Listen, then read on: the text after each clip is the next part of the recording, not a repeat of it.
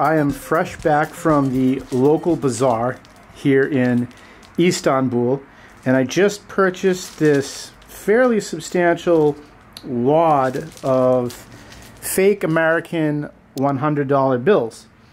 And before I proceed, I just want to show that you can see that I am in fact in Istanbul, Turkey, because what I'm about to show is illegal to possess in the United States. Because this is what would be classified as prop money that is too close to looking like the real thing, so it does not meet the criteria for what the Bureau of Engraving and Printing, which is a subset of the U.S. Treasury Department.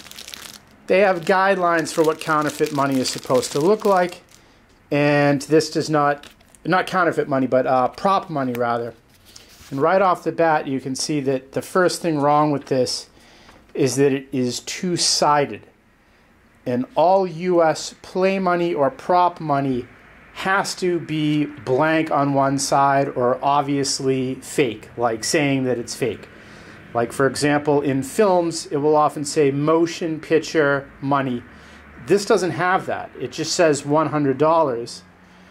The color on them is a little bit off. The white balance on this camera is pretty much set appropriately. You can see these bed sheets are white.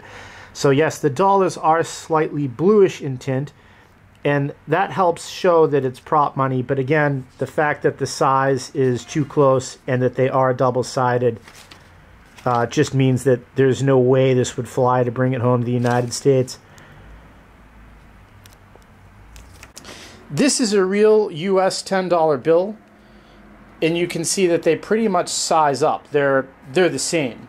And that's one of the biggest criteria under the Bureau of Engraving for prop money, is that prop money cannot be the same size as real legal tender. It has to be, I believe, something like smaller than 75% of the size, or it has to be bigger than about 1.5 of the size. So that's why they're usually cartoonishly large.